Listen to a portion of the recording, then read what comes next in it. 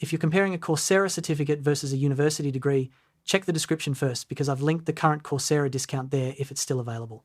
Now, this is the wrong question that many people ask. A Coursera certificate is not designed to replace a university degree. It's designed to complement one.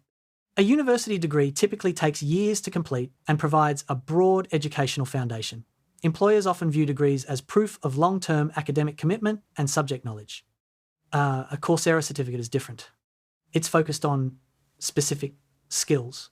For example, you can learn data analytics, AI, cybersecurity, project management, Python, digital marketing, or other job-related skills through programs from companies like Google, IBM, Microsoft, and Meta.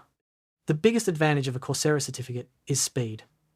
Instead of spending years earning a credential, you can often complete a certificate in weeks or months and immediately start applying those skills. But here's the important part. Most employers won't see a Coursera certificate as equal to a bachelor's or master's degree.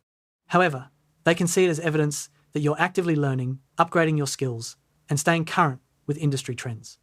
That's why many students, professionals, and career changers use Coursera certificates to strengthen their resumes, build portfolios, prepare for new roles, or gain practical skills that may not have been covered in their formal education. So if you're searching for Coursera certificate versus degree, Coursera certificate value, are Coursera certificates worth it, Coursera versus college, or can Coursera replace a degree? The answer is simple. A university degree provides broad academic credentials. A Coursera certificate provides focused, job-relevant skills.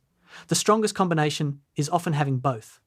And if you enjoy finding verified coupon codes, software deals, online course discounts, and honest reviews before spending money, subscribe to the channel because that's exactly what we regularly share here.